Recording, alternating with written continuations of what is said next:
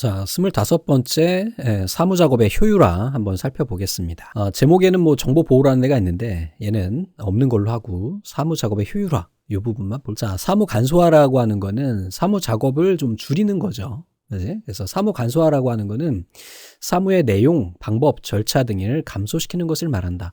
사무 간소화는 사무량을 측정하고 사무 분석을 해서 사무 간소화를 하는 거예요.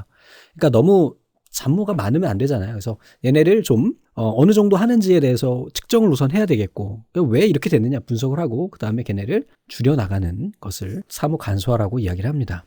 사무 간소화의 목적은 사무 작업을 용이하게 처리하기 위해서, 사무 작업을 정확하게 처리하기 위해서, 신속하게 처리하기 위해서다. 그리고 간소화 대상은요, 본질이 아닌 작업들, 본질적 작업을 줄이기는 좀 그렇잖아요. 그래서 부수적인 작업들을 우리가 줄이게 된다. 사무 작업에 불필요한 단계나 복잡성을 있는 것들, 사무 작업이 중복되어 있는 것들, 소요 시간이 긴 거, 비용이 많이 드는 거, 사무원들 사이에서 작업 방법의 어려움, 업무량의 과중 등으로 불평, 불만이 대상이 되는 작업을 간소화한다.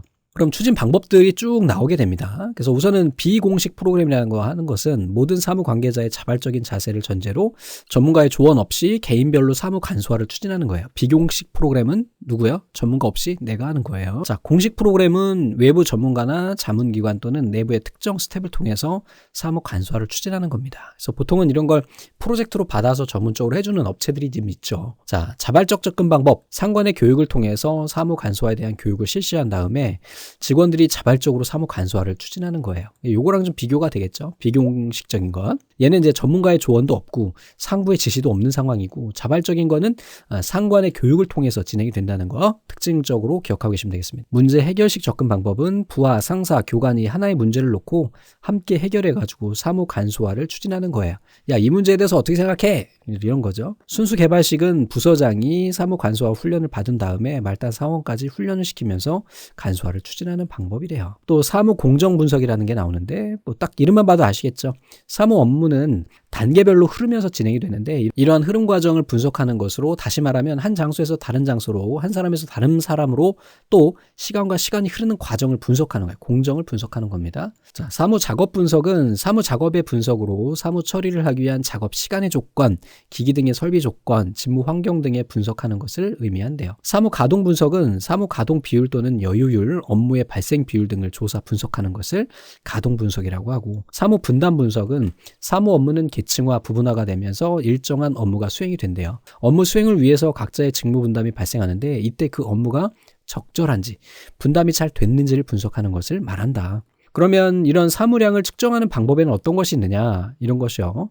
단위별 사무량을 세분화해서 사무 작업이나 동작 등을 정해진 척도에 의해서 정량적으로 측정을 한 다음에 사무량을 처리하는 데 필요한 표준 시간, 정규 작업 시간 더하기 여유 시간을 정하는 것을 우리 사무량 측정이라고 한다. 이 사무량 측정을 하다 보면 측정을 할 수 있는 게 있고 없는 게 있죠. 우리 1과목에서도 보셨죠.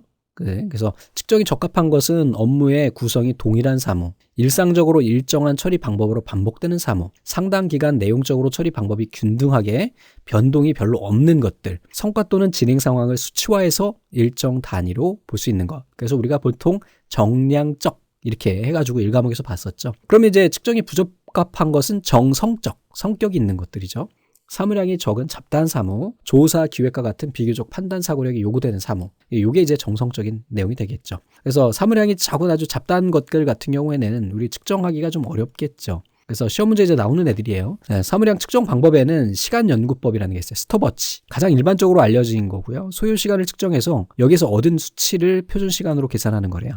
그러니까 딱, 야, 1시간에 얼마나 했냐? 이런 거죠. 자, 워크 샘플링. 샘플링이라고 하니까 딱 아시겠죠? 임의의 시간 간격으로 관측해서 시간적 구성 비율을 통계적으로 추측하는 건데, 가장 중요한 거는 모집단 속에서 임의로 표본을 추출해서 쓰는 거예요. 샘플을 뽑아서. 그래서 이 표본 조사에서 얻은 결과를 분석해서 모집단 상태를 판정하는 거예요. 샘플을 뽑아서. 자, 요소 시간 측정법, PTS입니다.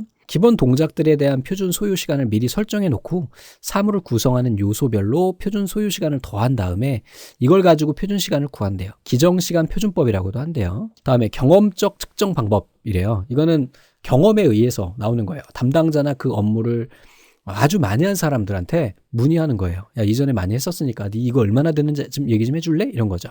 자, 실적 기록부.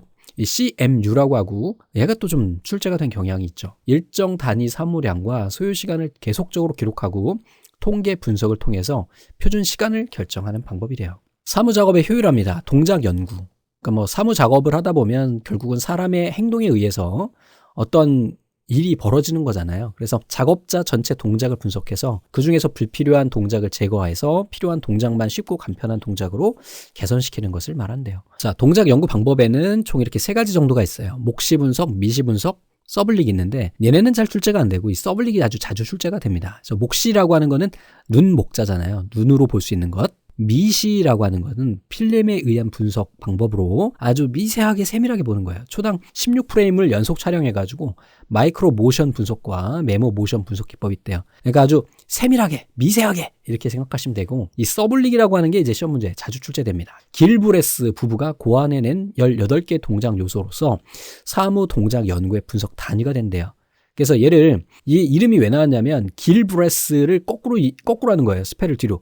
서블릭 이렇게 되는 겁니다. 그래서 길브레스 부부가 만들었기 때문에 걔네 단어를 슉 뒤집어가지고 서블릭이라고 한다. 자, 동작의 경제 원칙. 이건 너무 간단한 내용입니다. 인체 사용에 관한 원칙이고 작업장의 배열에 관한 원칙이에요. 근데 얘는 예전에는 뭐 사무라고 해서 이런 그 사무실에서 하는 행동보다는 몸으로 하는 것들 있잖아요. 자동차를 조립한다거나 이런 거를 기준으로 해서 만들어진 거예요.